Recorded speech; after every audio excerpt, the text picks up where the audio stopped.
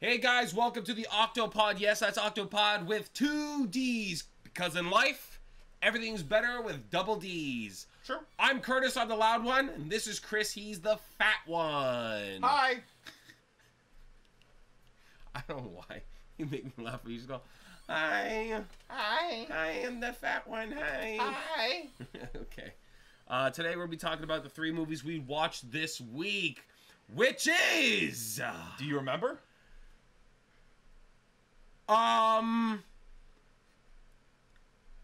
Hold on. Yes, I do. Yes, I do. Come Are on. you sure? Oh, baby, I got it. Don't worry, man. I'm mad cooking right now. Ha No, I don't. Go ahead. Butterfly Effect, Pineapple Express, and Good Burger 2. Woo! I knew it the whole time, guys. Don't worry. No, you didn't! I was just playing a little prank on you guys. Don't worry. Oh, man. Do I ever wish I could just, like, enter my brain and just change that moment? Speaking of, we're going to be talking about the Butterfly Effect first. What more can I say than this movie completely, like, scrambled my brain through and through? I feel like the entire beginning of the film is just, like, a depressive roller coaster. You know? I think the whole film is a depressive roller coaster. No, it ended in a pretty good way, I feel. I think it had a happy ending. Well, there's actually... It had...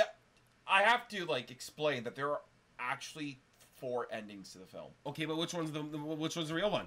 I don't know. I didn't know there's... Okay, what happens in the 3 other endings then? In the director's cut, all right? God, I hate these I assholes. know. I hate these assholes, too. I hate you guys! These director cut assholes.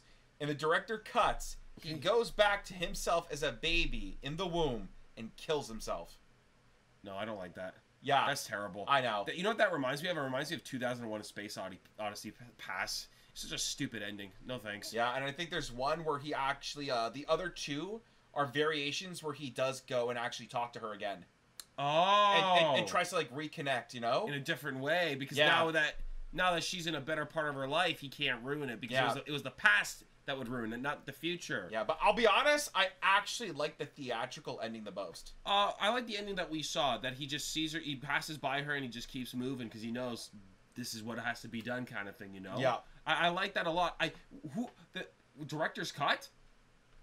They shouldn't have done that. No. I don't know what's going on in the director's brain. Somebody told it to me, and I was like, that's awful. That's like the worst thing you could have done. Like, that sounds incredibly stupid. It just sounds super... That's Mugwai. Don't worry. I'll go get her. You're going to get Mugwai? Yeah, I'll go get Mugwai. All right, guys. Before we go more into Butterfly Effect, we're going to give you the Mugwai tax. Come here, Mugwai. Come in. If you're not just sitting there listening, or you're listening, this is the time to look. Hold on, guys. Mugwai tax, Mugwai tax. Mugwai tax, Mugwai tax. Here's your daily Mugwai. Your daily dose of Mugwai. Yep. Enjoy. Mugwai's gone. Mugwai is gone. I don't know. You know what I don't understand? They should never allow a director to go in and re-edit their film. Change an ending or anything like that. They should never allow them to do it. You know what? To an extent. Unless it's like adding in like more... Unless it's adding more footage or context to things, sure, but you should never change the ending to your movie. It gets very confusing and it's stupid as hell. I agree. Yeah, God, kills himself in the womb. Like, what kind of moron? What kind of moron came up with that? It just like sounds just really cringy. It's just dog shit, man. Like you're an absolute moron to come up with an idea like that. Like I think in general, him like having to remove her from his life entirely so that she could live a better life. It's very fitting, and it feels like it's good. Yeah, it's more appropriate. You know, it's like he commits to the responsibility of never interacting with her. Yep. I like it. We should keep it like that. And it's a good ending. It's a happy ending. He's on the phone with his mom. She's still kicking around. He seems like he's enjoying life. He's moving around in place. You know, he's doing well for himself. It's a good ending. That's it. My God. Yeah, like at the end of the day, because like I love that ending specifically because I think the offing himself is just going too far. I really feel like that's over dramatic and way too extreme for like a solution. Yeah. I think that this one, that the only way she could live a life is to just give up that love that he has. Yeah. You know? It's like the ultimate sacrifice is the fact that you have to realize that you're never going to have these experiences. And he got to experience it in one timeline where he was with her in college and everything. And he did enjoy himself, but then he killed, what's his face? He killed her brother. Killed her brother, man. Hey, dude, with like you know what? A metal bat? Dude. I'm telling you, like, I understand the abuse that the kids went through and everything, specifically, like, her brother. Like, that kid probably got beaten the shit out of a lot. Yeah. But, like, to kill another person's dog? I mean, I don't know how bad it was. We never got the full context. Well, I mean, their father was on another level. Not only was he abusive, but he was also a complete creep as well. Yeah, so we don't know how. We never got. You know, the thing is, we saw that he was a creep with the sister. We never saw what he did to him. No, we never got context or actual information on what he did to him. I felt that was very weird because they made it very clear what he was trying to do with her. But with him, it was just kept in the dark. Yeah, so we don't know how bad it was, and kids, dude, like, kids are very impressionable. Yeah, you know, abusing your children will literally make them monsters. Will make them monsters, or you make them assholes. You know, yep. So choose wisely. Don't do it. That's it. Just don't. Yeah, and I liked how like the fact I even saw someone criticize the film. Like they say like a lot of people were kind of iffy about it because it just feels like things keep getting worse, and it kind of like, but that to an extremity. Yes, it shows you the danger of having such a power. You know, it truly, it's like having time travel. You know, it's the same thing with Back to the Future and Back to the Future 2. Before he time traveled. They just said, like, if things were just getting really bad all the time, you know? Yeah. Like, it just get worse and worse. A lot of people thought it was a little much. To be fair, I'm going to be honest with you. What's the protagonist's name again? Evan was a blithering idiot. Yeah. Or, I'm sorry, but Evan just... you know, like when you're playing Baldur's Gate 3 and you roll a 1? That was Evan in every social dialogue. Every dialogue he had with another human being was rolling one. Oh my god, especially with... when he goes and he talks to her again and when she's at the diner? At the diner afterwards, and she literally offs herself because she spoke to him. I was like, dude, that's a negative one. All right? You rolled a negative one. That's not even possible or feasible, and you rolled it. That was the craziest transition I've ever seen in a film, by the way. I didn't see it coming. Gets the call that she offed herself. Straight up. That was an insane transition, dude. I didn't see it coming. No, that took me off guard. That was insane, you know? But I do like that they show you the dangers of, like, altering time and stuff like that. Yeah, and my most favorite thing I loved about it was how he's having those blackouts. You thought, oh, maybe he has a medical condition. But no, it was him in the future coming back consistently. That was kind of cool. I thought that was nice. The blackouts were moments in his life that he was able to change. Yeah. Which is that was a very good concept. It's a nice payoff when you get to see, like, when you see in action what was happening. Yeah, it's a big payoff. It feels really good. Cool. Yeah. But again, when it comes to, like, changing things based on time, there's always going to be problems. Because, like... it's dangerous. You saw, like, him going back and forth. Change this, change that, change that. It's because, like, if you change this one event, you literally have no idea what other new events are going to come out of this one moment. Yeah. And the possibilities are so endless. And that's what happened every time. Like, he thought he was doing the right thing, but then, boom. The massive changes happen. It would just get worse. Again, it reminded me of Back to the Future 2. You know, when Biff Biff does a little, gets a little crazy with racehorses and stuff like that, man. When he gets the betting car, like, from the future. Yeah. And he gets the book full of all the teams that won and stuff like that. Yeah. And it just shows you, like, time travel in the wrong hands can do crazy things. Even in the right hands, it could still mess things up. You could mean well, but it could bring about bad, consequences. Exactly. I feel like when it comes to films in time travel, it's a very complicated process, and it's hard to make a film based on traveling through time good. I'll be honest. It's very hard. Back to the Future is the one film that nails it 100%. Like, they nail it hard. Yeah, but I have to be honest. Good. What I like about the Butterfly Effect is that they've kind of made it into, like, a superpower instead of actual invention. Which I feel like gives it a little bit more to that sci-fi thing. But Evan was an X-Men. Yeah, basically Evan's an X-Men. But I kind of like that a lot more. Instead of them trying to just make sense of time travel, they're like, oh, it's a power. Yeah. And I felt like, you know what? It's so simplistic, but it's honestly, that's all I needed. Yeah, I didn't need anything more than that. His father had it. He has it. It just passed down to him. Yeah. I was just like, yeah, that's good enough for me, I don't need any crazy scientific explanation. Superpower, there you go. Evan's an X-Men.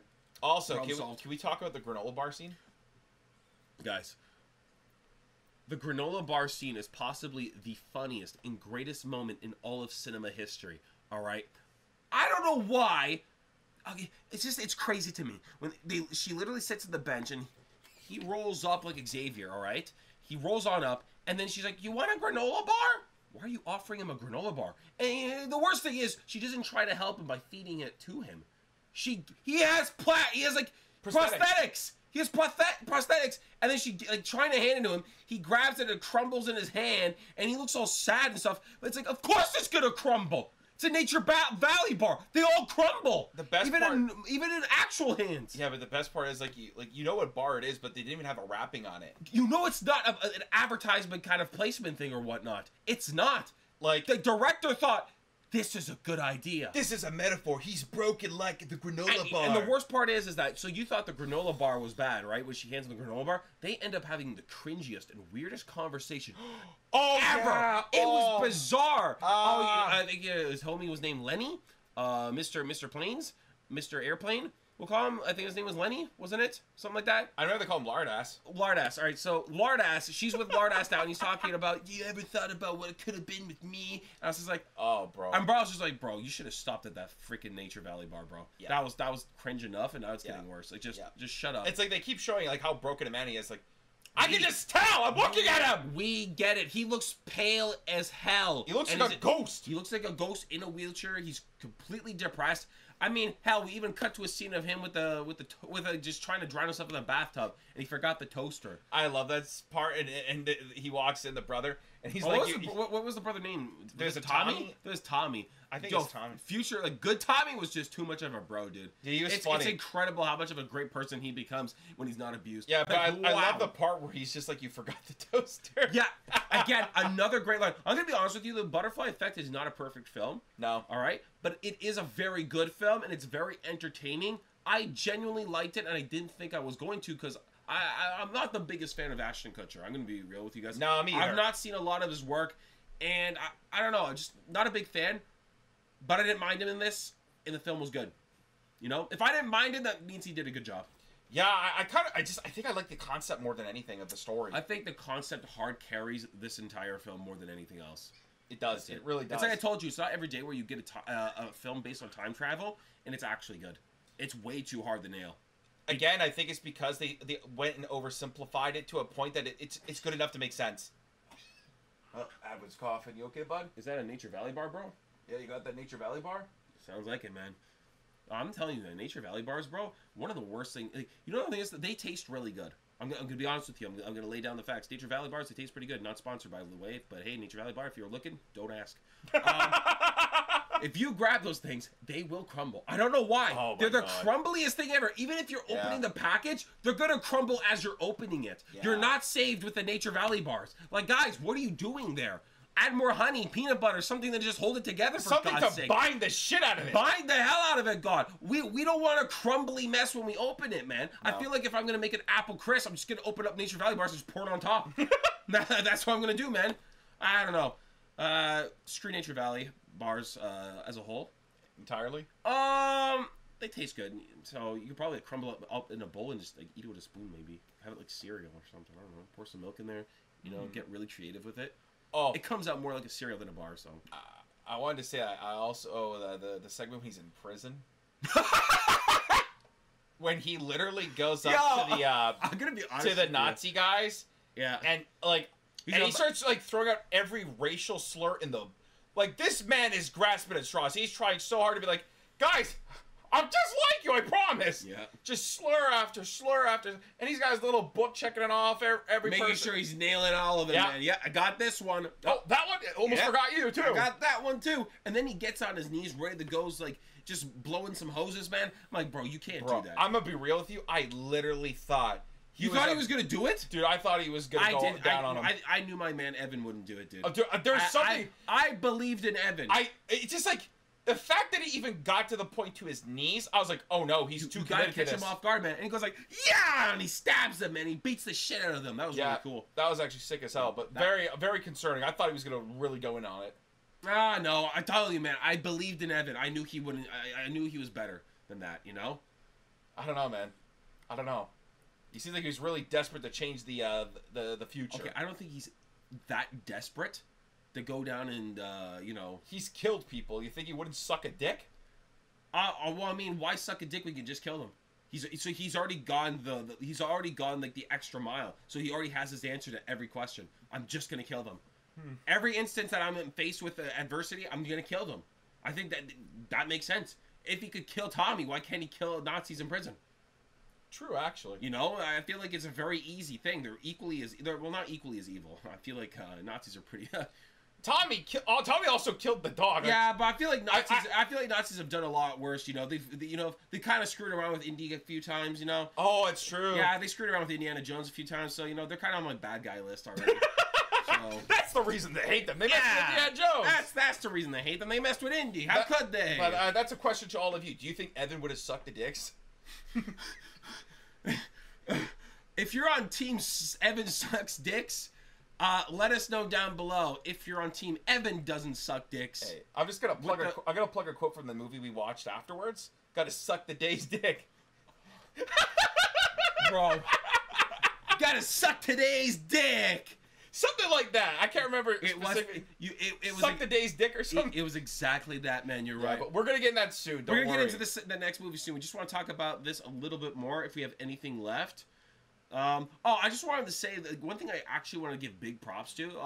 Like Ashton Kutcher was okay in this film. Again, I'm just not a fan of his personally. Yep. The kid who played the child actor for him was really good. And I feel like you told me it was the same kid who played Charlie in Perks of Being a Wallflower. Wallflower. That was him as a kid. He doesn't look like himself. No. I couldn't. You know why? I couldn't tell. I think it's because he looks like a lollipop. He has a very skinny neck and a big head. But dude, he doesn't look. He looks so different in the Wallflower. But it makes sense why the kid was a good actor. Yeah, I believe it. But the child actors was extremely good, especially when he was like threatening Tommy's father and stuff in the basement. I was like, wait, well, if a kid talked to me like that, I'd be shitting my pants, man. Like, what are you doing? Like, you're not supposed to talk like this. You know, why are you so eloquent and why are you so angry? You know, like, please stop. Yeah, it was really good. Like, again, just child actor was really good for him. I liked it a lot. I thought the child actors were actually generally pretty okay. Yeah, even for for Tommy as well. When Tommy beat the shit out of the guy in the theater, bro. That was wild, man. Yeah, Tommy was a little deviant, man. Oh my god. Yeah, bro, younger Tommy, dude, was a hell of a kid, man. I can't literally the spawn of Satan itself. I can't believe that. He beat the shit out of a grown adult as a kid, man. Absolutely terrifying. Whoa. You know what? I kind of get why Evan killed him. Why? He killed his dog! Well, he killed his dog, but he also, what he was willing to do as a kid, man, kill a dog and beat the shit out of the guy. My line is drawn. If you kill my dog, you're dead. Yeah, man. Okay? John Wick proved it already. That's true. Hit him with the John Wick. The John Wick formula is real. If you kill another person's dog, your only penalty is death. Yeah, it's fair game at that point. Yeah, it's fair game. You're done pretty much you asked for it at this point. I swear, I will not hesitate to kill anyone who would kill my dog. He had it coming home. Yeah. I actually felt like it was very therapeutic to watch him get his head beaten with that pipe. Yeah. I was like, yeah, nice. You know what? Was worth going to prison. You know, being terrified out of your mind. Yeah. Almost having to suck some dude's dicks. Like, you know what? Was all worth killing Tommy. Yeah, sure. Well, not worth killing the guy, I guess. And then he had to, but then he just had another brain blast. Yeah. And in some ways, like, I felt like, I don't know, I feel like we're going on with this movie maybe too long. I just feel like there's so much to talk about because there's so much that happened. Yeah, I mean, guy has a brain aneurysm and he travels through time. Who cares? All right, moving on. We're going to go to a movie that's truly for intellectuals. Pineapple Express. Somehow, I ended up loving this movie way more than I wanted to. Yeah. Which is interesting. You know, Seth Rogen wasn't annoying in this movie. Weird enough, I actually thought he was funny. Yeah, he was. Again, a big surprise. You know? Minus the high school girlfriend. Bro, that was bizarre as hell, man. Terrifying. The whole entire time when he was talking about, like, 18-year-old high school girlfriend or something like that, I was just like, oh, that's a weird metaphor or something, right? That's kind of weird. Then you see him meet her in high school? Maybe he's just baked out of his mind. He has no idea what the hell he's saying. And then he literally rolls up to this... Well, if you're a guy and you're dating a girl in high school and you're, like, in your almost mid-20s, never show up to her school. Never, like... Don't do it. I know, even if she's 18, I know she's legal age. Just don't show up to the school. It still looks weird, bro. It's creepy. All right? It's very creepy. I'm personally not a fan of it, especially if you're a tubby loser smoking weed. Just don't show up. All right, just don't do it. And that's where we got the classic scene. Let's suck today's dick. I don't know. Why did her friend even say that? I don't know. Like, he was like a muscular, guy, and he seemed like a pretty cool guy. He's all happy. He was really like, he's having a good time. He's having fun, and he just says, "Let's suck today's dick," and walks off. I was like, hey, I don't know about that one, bro. To be fair, he left an impression. Oh, you know what? Yeah, you know what? Like, look how many times we've mentioned it. You know what? It's a memorable line. It's funny. It's true. That's honestly it's good. You can't forget that. You'll never forget him. That's peak writing. He's the guy who's sucking today's dick. Exactly. You know what? When you put it into that perspective, maybe he was onto something. Guys, take notes. Take notes. Find a girl you're interested in. As you leave, remind her that you're sucking today's dick. All right? Yep, that's the way you do it. That is how you do it. But I think, like you said, it's generally about, we've watched stoner comedies before, though. Have we? Yeah, Friday. I think Friday counts. Oh my God, you're Dude, right. I'm such an idiot. Chris you're Tucker's character, man. Oh, Smokey? Yes, it's in the name. It's in the name, buddy. It's in the name. You know what? That's true. That is a stoner comedy. Yeah. And I did enjoy those films. I enjoyed all three of them. They were really fun. I think that's the thing. Like, even though we've never tried weed, we're not interested in it. We really don't care about it. The thing is, I just thought the jokes were too good. And then not Pineapple Express. Yeah, but not only that, but like James Franco and Seth Rogen's chemistry was so on point. It's unmatched, dude. And not just that, but I actually really like James Franco in this film. His character was so he did funny. A really great job of playing like the dealer who wants to be everyone's friend. Yeah. You know, well, he wanted to be Dale's friend more than anything else. Yeah. You know, I like how the other guy shows up and he just wants them to leave. Oh, they kind of miss like a fist bump or something. I was like, they missed it. He just like shoot them off. Oh yeah, the guy misses and he tries to go back for it again, and he's just like get out. Yeah, get out. Oh man, I felt that one, dude. I was like, oh. Yeah. Oh, that was like top tier cringe, man. It was like subtle cringe. Yeah. You know, you just had to be there to feel it. Not even that. What's his name there? Oh my God, there's another actor. Red. Yeah, Red. Who plays him again? I can't remember the guy's name. Oh God, why can't you do that? I had it.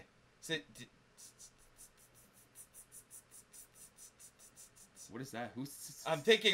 My brain's. Yo, hit him with the butterfly effect. Isn't it Danny McBride? That's it, baby. I think so. Wasn't it? I think so. I think you got it. Yeah, we're gonna roll with Danny McBride. If it isn't, embarrassing. I'm not sorry. Yeah, Danny McBride was actually. You know, I feel like that would be my. I think I mentioned this at the outro for Pineapple Express. Actually, I feel like the biggest gripe I had, and it's not even a bad one. You know, is that I wish there was more Danny McBride with Seth Rogen and James Franco together more. The three of them had such great chemistry. Especially that ending scene at the diner. Yeah, at the breakfast diner scene and stuff like that. You can see that all three of them had such great chemistry. And I was just thinking to myself, like, man, I kind of wish we got a little bit more of this throughout the film. I feel like that was kind of like some missed potential of some absolutely hilarious moments. Because it was funny because in the scenes they were together, it was just a lot of like kicking each other's ass more than anything else, which is fine. But I wish I got a little bit more dialogue from them because I felt like they were just good at going off from one another. That was it. Yeah, I totally agree. I would have loved to see more of them. And I think the overall story is just funny as shit. He randomly, he's just supposed to give this guy, like, you know, some documentation, you know, you've been served. And he witnesses the murder and like, he starts panicking out of his mind. Yeah, things just kind of get out of control. It kind of reminds me of The Big Lebowski in a sense. Yeah. Where it's just like one small thing happens, and it keeps progressing, getting bigger and bigger, and crazier things happen. I feel like it followed a similar formula. It's like a Coen Brothers film.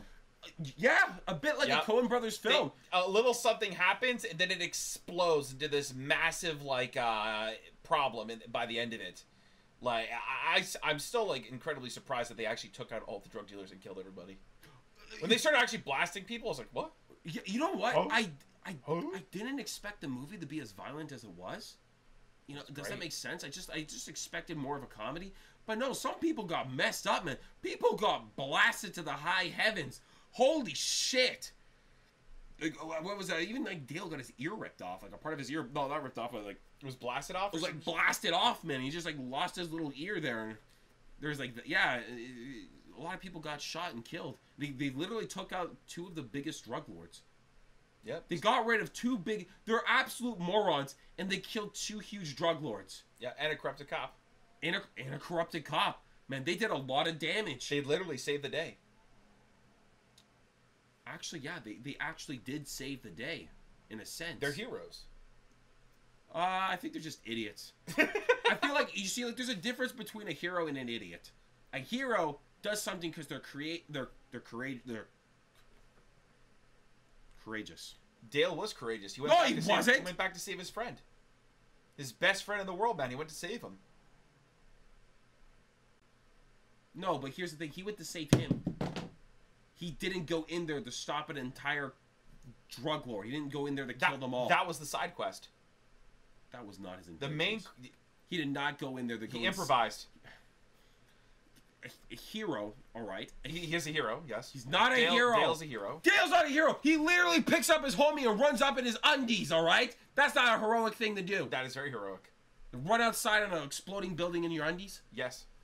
Saving your best friend as you cradle him in your arms. Oh. Like a sweet, gentle child. Okay, maybe. I was just thinking if Kyle did that for me, I would think he would be my hero. Do you think Kyle could lift you? No. I think it would be the other way around, though. I would go back for Kyle in my undies. Exactly. Honestly, if I'd go back for Kyle too. If there was like some kind of like barn, was it a farm barn, whatever thing, out in the middle of nowhere, and Kyle was trapped, I would probably go down there and help him out. And if your pants magically just fell off? If my pants just blew up and they flew off me and I had only underwear on, I would definitely save Kyle in a heartbeat. I wouldn't even think about it. I would lose an ear for Kyle too. Exactly. Okay, Dale's a hero. When you put it into that perspective, I completely changed my mind. Dale is a hero. See? He's tubby, and he's kind of a loser, but he is a hero. Just think of like Pillsbury Doughboy, but a hero. I don't really want to. Why not? I could. He's a hero. But Pillsbury Doughboy is also a hero. Here's the thing. Never ever disrespect Pillsbury Doughboy like that ever again. Pillsbury Doughboy is nothing like Seth Rogen. All right. The fact that you would even compare the two of them is disgusting. All right. Pillsbury Doughboy's up here. Seth Rogen's here. Why? Right? Why? What does Seth Rogen give us? That's all he gives us. That's all he's given us. All right? You give a... Seth Rogen, I'm coming for you, all right? Let's just hop off the train and derail a bit off Pineapple Express for a bit, and let's just talk about Seth Rogen here, all right? All right, we're going for Seth Rogen can't voice act. All right? You put him into any voice acting role, and what does he do? He's Seth Rogen. I'm Seth Rogen. Donkey Kong. I'm Seth Rogen. Teenage Mutant Ninja Turtles. Never saw it. Saw the trailer, and I heard Seth Rogen. I knew it was him. So, when it comes to a voice acting perspective, I hate him. I hate him dearly, and I don't know why they ever choose him. Fair point. He just doesn't voice act. He just plays Seth Rogen.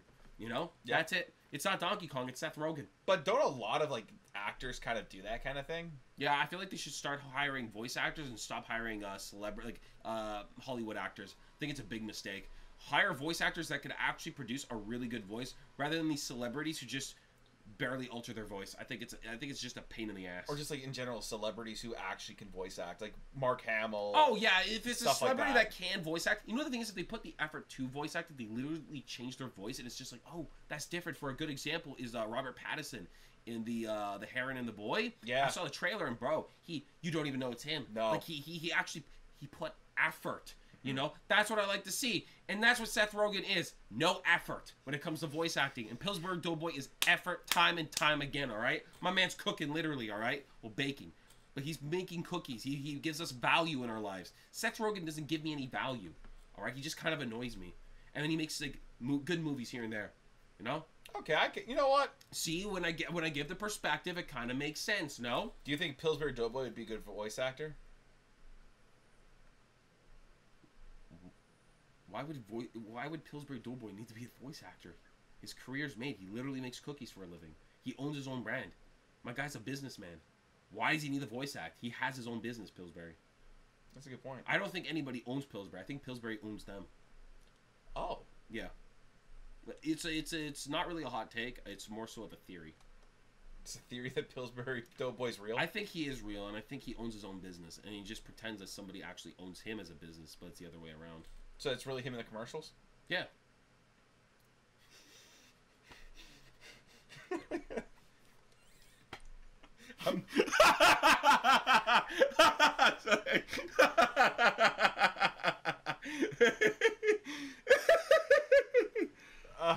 All right, guys, we're getting back to Pineapple Express. I actually want to... I'm done with that. I'm done with that bit. I don't know what the hell that was going, but we're out of here. We're going back to Pineapple Express. I actually wanted to talk about the action segments of this film, which were surprisingly better than they should have been. Dude, the fight scene in the house with them? Fight scene in the house looked very chaotic, very brutal, and it was very realistic. It literally looked like a bunch of idiots fumbling around. Like, it was a very realistic fight scene, man. Yeah. I think there's one part, like, Dale's trying to climb over the counter, and Red's just, like, pulling him, and it's just...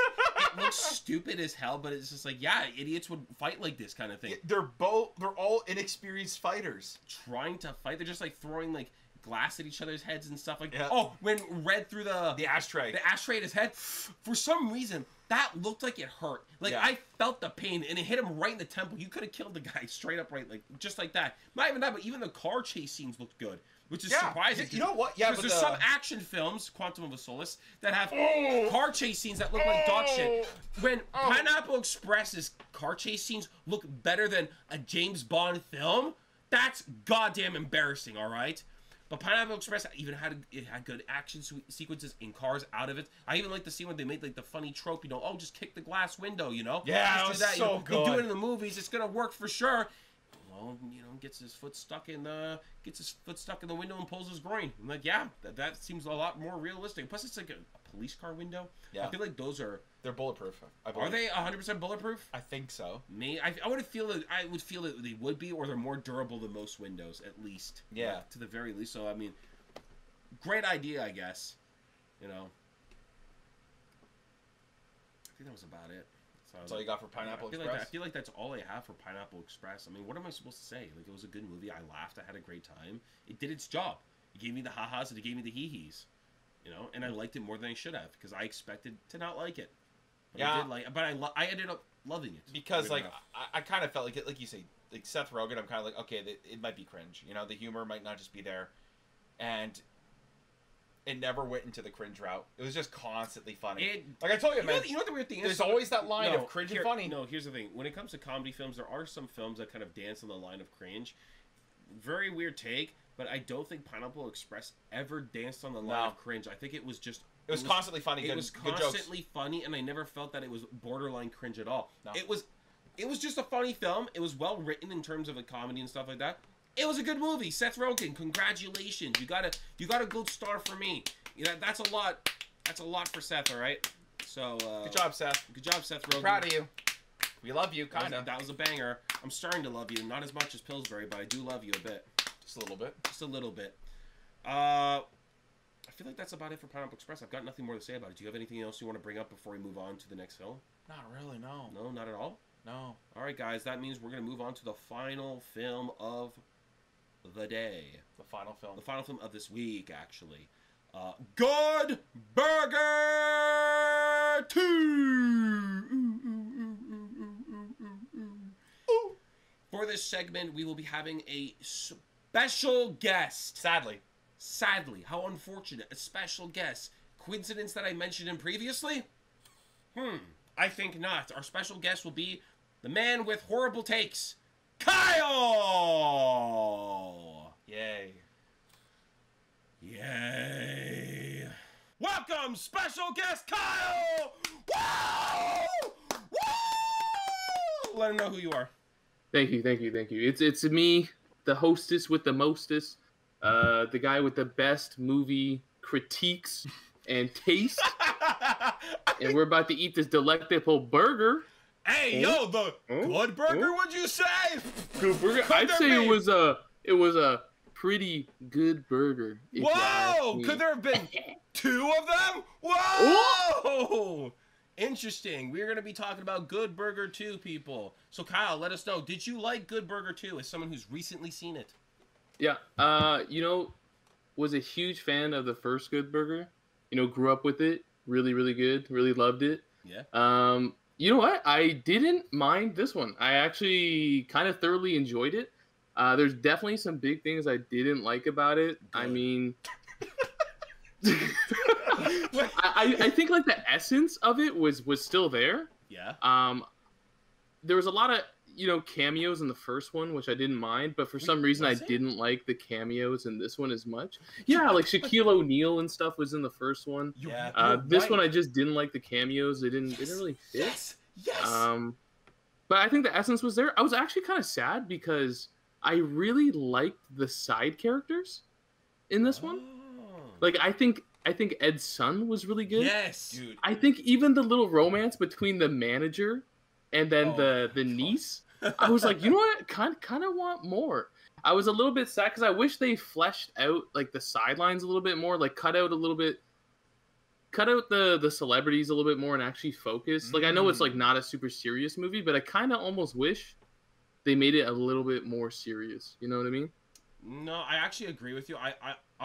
You have no idea how happy I am to hear that you said that you did not like the celebrity guest appearances, because I hated them so much in this film.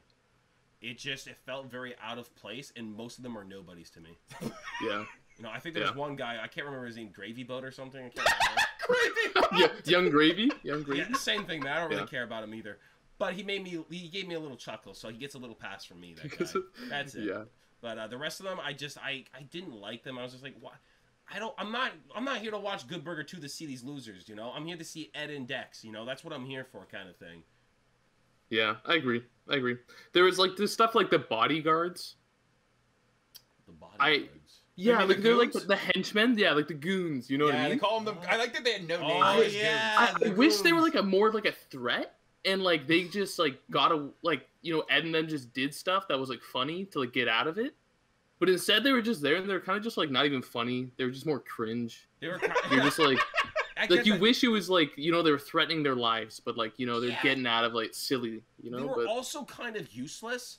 It's like you said, there was no threat. They're supposed to be like what are they supposed to be, like hitmen or something? I don't even know. Like, I know they're goons, but they're just supposed to like kind of like force Ed to like sign over Good Burger. Yeah, but they didn't even try. They didn't push him around or anything. Well, I mean, he had bowling balls on his hands, so that's kind of They couldn't even fight him with bowling balls on his hands. That was so funny. The bowling balls for the hand. He goes to pick up his drink and he just crushes it. I was like, oh my god, dude. Yeah, I think that was my favorite thing, dude. Was that with Ed, they kept him as if he was a cartoon character in the real world. Yeah. I love how they stick to that completely. Okay, but hold on. Before we like say anything else, but I still there's one thing about this film I don't get, and I feel like they shouldn't have done. There's no way in hell that Ed has ever had sex. I can't imagine that. And his wife looks too normal. It's very bizarre for me. I just like, for some reason, I feel like that's the fakest thing about this film. I believe everything else. He gets it done, man. He gets a job done, man. Order up. Dude, he was truly cooking. Order up. My guy knows how to flip a burger, man. Yeah, what were their names, too? It was like mustard. Ketchup, pickles. Hey, he's clapping patties. Yo! Ooh. Ed's clapping them patties, man. Woo! Damn. Clapping them buns? Hey, yo. Oh, yeah. Damn. All right, Ed really do be cooking. But it's one of those things where I actually like this. Like the main storyline was actually kind of good, where it's like nobody's gonna get Ed to give up Good Burger except for his best friend. Yeah, and they kind of leveraged the friend into giving up Good Burger. So like it was actually like a little bit of like a serious undertone where you're like, damn man, like you can't do that to Ed, man. Like you can't do that to him. Like don't do him dirty like that. But then Dexter's like, you know, I'll do it. Man. Yeah, well, Dexter was a little bit greedy. Well, not greedy, but he was desperate. You know, his sister, I think, hated him. Dude, he wasted her money. Rightfully, she had every right to hate him. Rightfully hated him, and it's just because he was trying to be an entrepreneur so bad that all his ideas were just shit. You know, like the non-flammable. I don't even know how that would work. I don't think there's a science where that actually would ever work. No. That's so bizarre. And then test it out in your own goddamn home? Why couldn't you have done it on a miniature model first? Yo, the best part about that too is the firefighters, when it caught fire, high-fived. Yeah. Because they're like, hey, we're not out of a job. And we're back in business, baby. That shit was funny. But I liked how, like, even the movie, like, you know, Dexter is so desperate to have all, like, to be this, like, hotshot and successful. And in the day, like, Ed already had all that. He owns the business now. Yeah. You know, Ed's making bank. He has all the money he could owe for. He's living a good life. And it basically, and all he did was stay in the same place and just work his ass off. And I thought it was really kind of like a contrast and difference compared to Dex. Well, not even that, but Dex was always wanted more out of life, even in the first film. Yeah, true. You know, he always had big ideas and wanted to do big things. So, I mean, he just never changed from then. That was the big difference, like the big problem. You know what I love too about when you find out like he owns it? Yeah. It's that Ed sets up Dex to do the interview with the manager, Mr. Jensen. Oh yeah, dude, I love how they called him Mr. Jensen the whole movie. Yeah, so the kid walks in. Yeah, they call him the whole movie. The kid walks in. He's like, "What the heck? Like this is the manager." And then at the end, when he hires him, he's like, "Oh yeah, I hired him, but he owns the place." Yeah. And he's like, "What?" It's like he just did this whole hiring process for no reason. For no reason, man. Just it was so perfect. I guess Ed just has fun with that, man. Yeah, I think that's how humble he is, though. He doesn't really see himself as the owner. You know, yeah, like, that's not how Ed visualizes it. He just loves what he does and the people there with him. And my favorite employee was Ruth. I got dude, like she's almost near death the entire film. It is so funny. The dance routine, dude. It's so dumb. Yeah, that dance routine was kind of wild, man. That was kind of wild. That's what I mean, though. Like, I actually really liked the side characters. Like, I had a really good time with them. I wish I actually got more. I don't know. I'm going to be honest with you, man. I could be biased, but I found the twins goddamn annoying. I think it's just like the whole twin trope where they talk at the same time really bothers me. It makes my skin crawl, bro. It's creepy. It's literally creepy. Yeah, because it's just like, it's like, obviously we're not like that, but when I see them portray it like that, I'm like, oh, we're not that annoying, dude. Like, oh, God, I hate that. Yeah, it's literally you guys in first. I just think I think it's just a biased opinion though. I don't think like they overdid it though, and they even kind of did like the gag at the end with them about like, you know, one comes in, oh no, like the radiation, and then the other comes in with the makeup. And... Yeah, and then she looks like what was it, the Toxic Avenger or something? I don't know. Toxic Avenger. What? Or like, dude, I'm gonna tell you. You remember in RoboCop when the guy gets like acid sprayed on him and he runs out? He's like, oh, and he gets hit by a car. You know what it reminded me of? What? Near the end of Event Horizon when the guy goes bald and all creepy. Yeah. Dude, like his face is starting to like peel and stuff. Yeah. Similar vibe. Some freaky shit. Yeah. But hey, she looks freaky, that's it, alright? Not in a good way though. Not like, hey damn, she got freaky, you know? It's kinda like, oh, she's freaky. Dude, some of the best lines too, like I wrote some stuff down because it was just so funny. Oh, really? Yeah, dude, when Ed looks in the mirror and he says, it looks like I'm looking into a mirror with a picture of myself on it. And, like, it's those jokes that, you know, from the first movie that they bring over where it's, like, it's so stupid that, like, you're just like, what? Like, what did he just say? Yeah. Huh? Like, you gotta kind of do, like, a double take, like, wait, what? Then another one where he's in the restaurant and he says, I'll take, like, fettuccine Alfredo. He's like, how did you know that his name was Alfredo? Yeah. And you're like, what? You know, I think that's the greatest thing about like Good Burger as a whole is how they do these subtle jokes that make you really. You have to, like, as Chris said, take a double take and be like, wait a minute, did I miss something? What kind of thing? Yeah, it was just really good actually. It's one of those where it's like, I felt like it was pretty dang close to like the first one. Where it's just like lighthearted and funny. Yeah. I actually just wish they took like a more serious tone. That's the sad part. I want to know your opinion on the last portion of the film.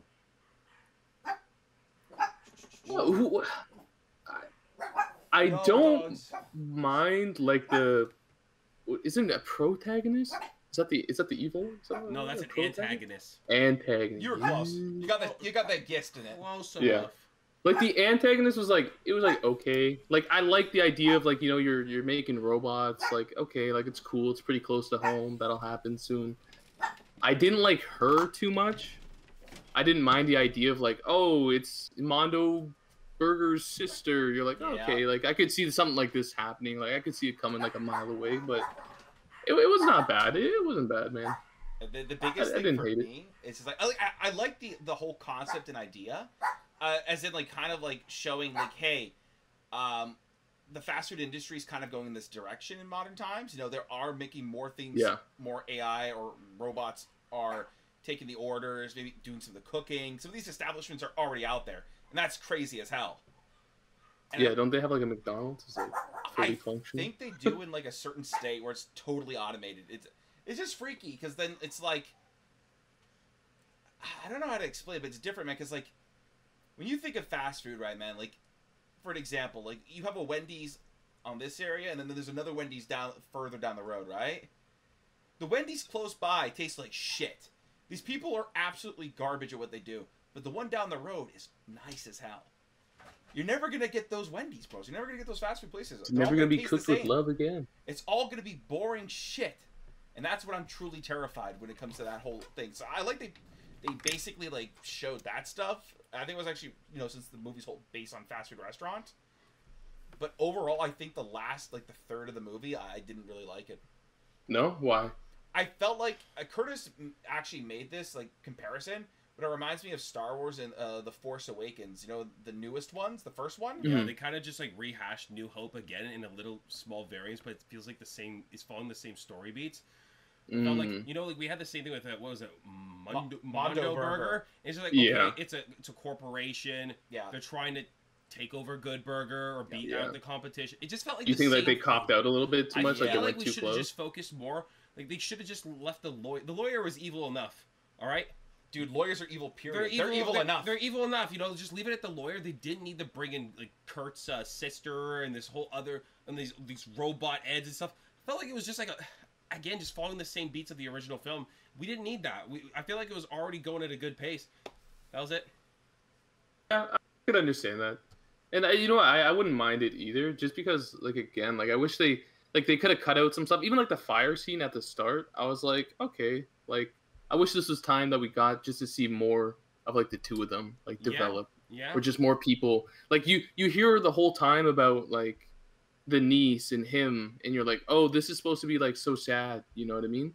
But it's like honestly, like you don't care that much because like you never really see anything, you don't hear anything too much. It's just like, oh yeah, we did them dirty. Okay, moving on. It's just like, oh, this happened, and you're given no like enough context to really care. You're just like, oh, okay. That's the thing. Like, I found it hard to even care about the niece in the entire movie. Yeah. Well, it's like Kyle said. They didn't give enough time to flesh out the the side characters. They were just kind of there to have. And it's like I didn't even hate like her. Like she's a good actor. I think like all the side characters pretty good actors. I feel like they all fit well. It was just like I don't know, man. It went too fast. They didn't show you enough. They just told you a bunch. And you're like, okay. Oh, that's actually a good way to word it. They told you a lot, but they didn't show you enough. Yeah. Oh, all right. That's good. That's how I felt. It was good though. Like I still really enjoyed it. Still enjoyed it for what it was more than anything else. Though again, I didn't like the last. Even like okay, dude, I hate these kind of jokes that they put in films. Oh man. No. And I hate like why did we need a scene where Ed just rips a fat fart? Like why did we need that? I hate fart jokes like that in films. It pisses me off. It's not funny. It's weird. Like it took me out of the film and I started to hate it a bit. I was like, no, not this. Anything this. Is there any joke that actually like made you laugh? In the film? Well, yeah. I mean, you literally gave us two that made me laugh again. Because I'm thinking about one that actually like made me like gut laugh, and it's when the lawyer shows Ed the check for all the money. Oh yeah. And Ed's like, ooh. And he's like, oh, you like what you see? And he's like, no, I'm just reading all the O's. Yeah. And you're like what the? Again, it's another ain't O's, Zed. That's zeros. Yeah. Again, it's actually a really clever joke. They make it's cool because like they always make clever, stupid jokes. They're dumb jokes that are clever or smart. It's like one of those movies. It's like it gets a pass for just being like dumb. Like that's the fun of it. Yeah, like overall, it's an enjoyable film. Like. I didn't hate it. There are some things I have gripes with, but at the end of the day, just next time, don't make Ed rip a fat one, man. I didn't like that. Why do you have to fart like a? I still hate that scene. Thinking about it pisses me off. Also, I'll just say too, I think like Ed's character, like Kel Mitchell, did a really good job. Like he went from like the one movie, all that time that passed, the second movie, and like he was good. He was still so good, It's man. like no time passed. Like he didn't lose a single amount of that charm. I feel like Keenan, like the guy that played Dex, got like. I feel like it didn't transfer as well. The character. Oh, interesting. You know what I mean? Like I was maybe like I don't know. I expected maybe a little bit more, but I felt like he was changed or like he wasn't the same. He was a little bit too different. Which I know they're not gonna be the same person. They grew up all this stuff. Other than Ed. Well, you have to always think like Dex actually grew up and Ed didn't. True. So you have to take it like that into consideration too. I feel like Ed's just. Like, what is it? 10 years, multiple years have passed, and he mentally he's still the same guy. You know, he's never changed at all. He still works at Good Burger, even though he owns it. He still works. All right, that's not a business owner that I know. Agreed. Did you guys like this one better than the first one? No. I feel like nobody would. True. I feel like it's actually not too far off. I just love the nostalgia of the first one. It's like I said, it's just so good. It's definitely not too off, but it's like you said, the guest appearances were horrible, And Yeah. the last, I think it's maybe the last like 15% of the film, I was a bit iffy about it. Other than that, it was overall a very good, enjoyable experience. Yeah. I think the only thing I want to mention, like one thing, like the kid who played like Ed's son, dude did such a good job. I was actually he surprised. did such a good job. He killed it. Like Hard it was agree. so good. It was like a perfect impression of Ed. Yeah. Like if they did a third one off of him, They could do it. I wouldn't be mad. I wouldn't even like second guess it. I'd be like, all right, I'm in. Yeah, I'm down. If they did a third one with some of the side characters, I'd probably watch it still. Yeah, I would too. Actually, I thought I don't know. Like you said, the Throw side in characters Mr. were Jensen, throw in the niece. funny. Mr. Jensen Took something up. I don't know, but all in all, I like the movie. It's a good movie. Yeah, overall, yeah. good Well, I purpose, would pretty say good. approve, man. I enjoyed it. Enjoyed my time. All right, guys, you heard it first. Kyle actually did not have a bad take this time. He had a good take. Hey, Very yo. rare occurrence. So be proud that you were here to see this monumental day. And with that, I'm out. Adios! Thanks for coming by, you loser. Kyle. love you tons. All right, guys. Now is everyone's favorite time. It is question time. This time we only got 4 questions. Question time. But I can kind of see why we didn't get many questions this time around. A lot of people were more so arguing about our opinions of the Barbie film in the comments, which was quite enjoyable to see. So we don't have any comments this time around, but that's okay. We're gonna get into it. So our first comment, and I am going to say the name this time, Curtis. Don't you dare! Don't start with me. I'm gonna hit you, man. Oh, okay. All right. So we got Dale. Dalek. Oh, it's bro. Dalek Russell 4593. Dale. Dude, Oh my god. it was only till I saw his picture that I knew it was a Dalek. Yeah. Do you two watch Doctor Who? Frog emoji! Frog emoji! Frog Frog emoji. emoji! That was the secret emoji in the last video.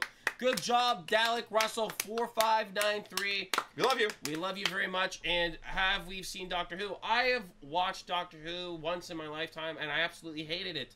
I did not like it. I thought it was mid. I could not get into it. I tried to watch it for a girl I was kind of interested in, and I kind of lost interest in it afterwards. Ooh. So, short answer, no.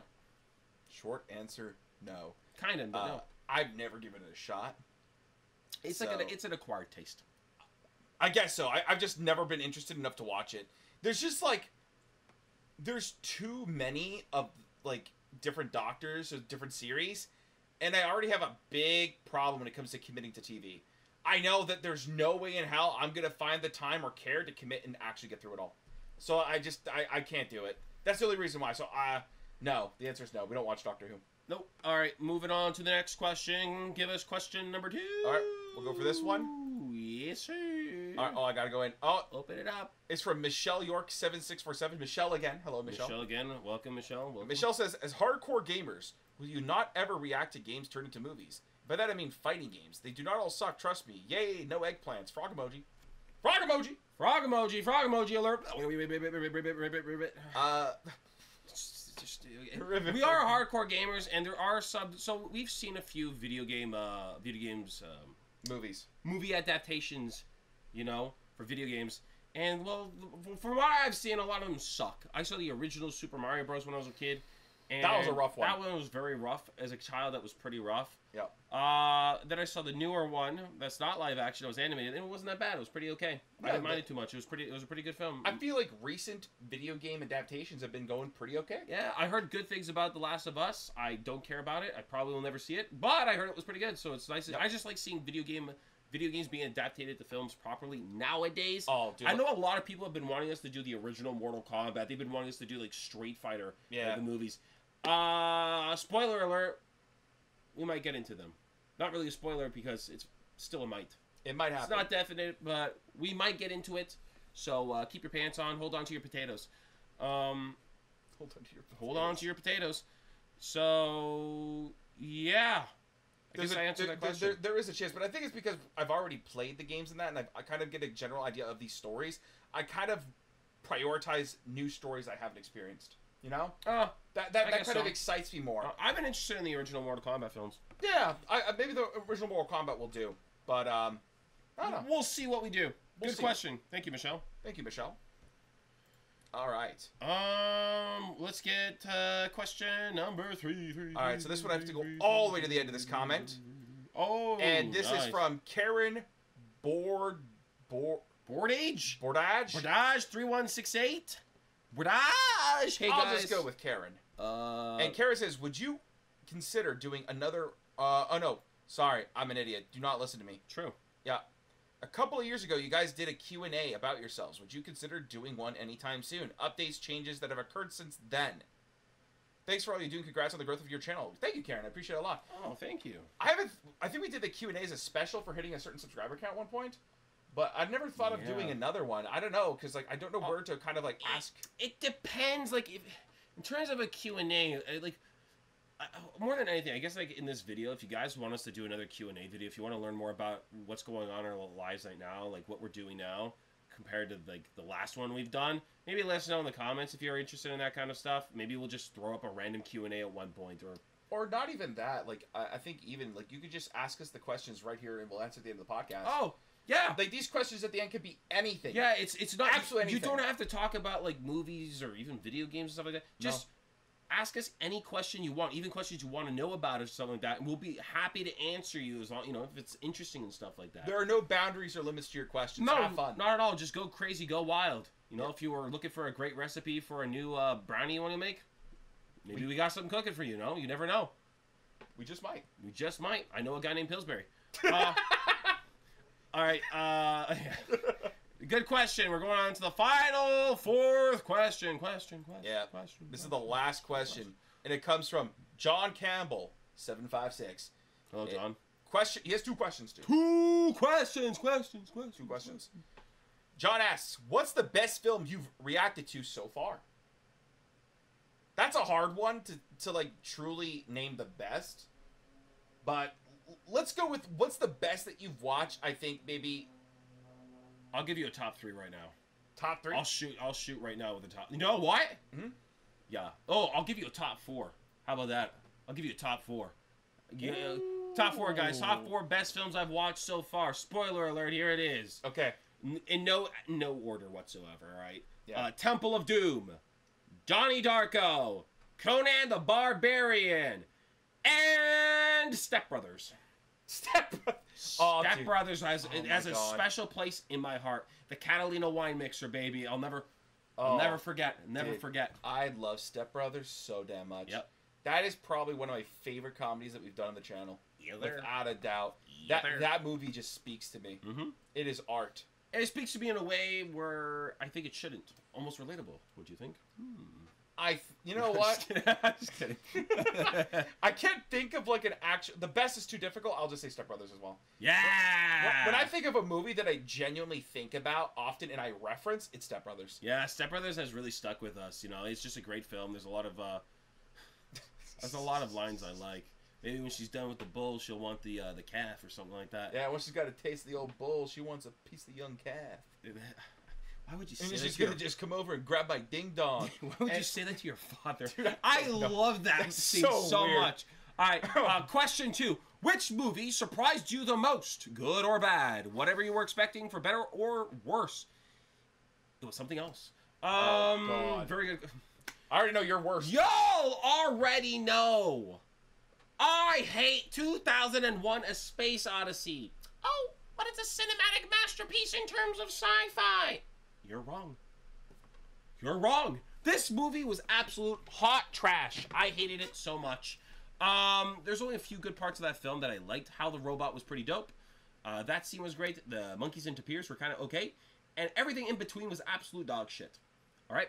It was just space. I just saw space being shown all the time. Nothing's going on, just space. Again, it did not age well. There's too many moments where you're literally just looking into space and nothing's happening. It's boring. It's just like the pacing is so dragged. And the ending is dog shit. It's garbage, man. And people are saying like, "Oh, this is the greatest sci-fi thing." No, it's not. It isn't, man. All right? It's not a good sci-fi film whatsoever. All right? Go watch like Flash Gordon or something if you want to see peak sci-fi, you idiots. My God. But yeah, that was mine. That disappointed me because I heard about it previously before watching it, and I've heard great things. Like, this is like one of the greatest sci-fi films ever, and I was let down hard. Yeah. All right? I was horribly let down. Big disappointment all around. How about good? Go for good as well. Good. A movie that surprised you was so good. I mean, Elite Squad, right? I think he would choose Elite Squad as well. Elite Squad only because, well, it was a movie that our editor Eduardo recommended to us, and not saying that it was not expected to be great because it's like a Brazilian film or whatnot, but I was not familiar with Brazilian films. I had no idea what to expect. We had no expectation. So when we saw Elite Squad 1, I'll even add 2 to that one as well. We'll just add the 2 of them there. I was floored by how good of a film it was. Like acting, cinematography, everything was so... The story? Solid. So good. So I would say that was the most like unexpected good one for me. If anything else. Yeah, like that was actually a really good surprise and how amazing it was. Yep. And you know, still truly appreciate him for introducing us to the films of Brazil. Thank you, Eduardo. Because even City of God was solid. City of God was pretty good too. Yeah. Yeah, and my bad movie. Yeah, give it to him. Give him hell. Which one do you think it is? I don't know. Yeah. Oh, I think I mentioned it. Quantum of Solace, no? Quantum of Solace. Yep. A lot of people keep asking, guys, when are you going to continue the Daniel Craig Bond films? Guys, when are you going to do them? I got to be honest with you. After watching Quantum of Solace, I lost all motivation and excitement to continue them. Yeah. Casino Royale is perfect. Casino Royale is amazing. From action to everything about it. I love that film so much. And then off of the adrenaline, the hype, the pure excitement is Quantum of Solace is your next film. And I cannot believe how bad it was. I can't even believe that. I know there was the whole writer's strike at that time. That might have. You just should have held off. They should have postponed the film indefinitely until it was done. No excuse. You should have held off. Because man, the main villain is so lousy. Yes, sir. The editing for the action scenes is like straight out of a Jason Bourne film. Horrible. Yep. Like I love the Jason Bourne films, but the choppy editing for like the fighting, it gets very exhausting. Quantum of Solace was so bad. Not even that. It wasn't just the fighting. It was also the car chase scene in the beginning. Oh, it was so horribly bad. choppy, and there was times where I was thinking, where is he and what's happening? I know he's in a car, but that's all I know. Where is he going? Yeah. It's just, is he going to space next? I don't know what the hell's happening with all this choppiness. Yeah. So off of the excitement of the first one into that one, very good choice, dude. It plummeted any excitement I have for the future films, and it's sad because I was so on board after Casino Royale. Quantum of Solace killed any excitement or hope or dreams I had for Bond. But who knows? Maybe we'll just do the original Bonds eventually. I want to... Actually, guys, I've been extremely interested in doing the original Bond films. I don't know what it is, but something is just like... inside of me is telling me... It's giving me a little tickle. Oh, it's giving me a little tickle, and I like it. You know, I feel it deep in my plums. In my swollen plums. My swollen plums. The deep blue. I've actually not seen that movie, but I saw a clip of it like recently, so good. And it's just that I don't know why that's stuck in my head. It's stuck in my head, yeah. But this is it, guys. This was the last question. Yeah, that was the last question. Yeah. That was actually the last segment of this podcast. Yeah. So I think we're done. We've got nothing left to talk about. We talked about Butterfly Effect, the Butterfinger Effect. We talked about Pineapple Express, or we talked about Good Burger 2 with the man of horrible takes, who so happened to have a good take. Kyle. Overall, it's been a good podcast. I enjoyed my time. I wish my fellow host was better, though. Just kidding. On that note, guys, remember, don't eat Nature Valley bars. Pillsbury Doughboy truly owns his own business. Don't believe what they're telling you. He's real. He's real. And Good Burger 2 was okay. Adios, guys. See you guys. Love you tons.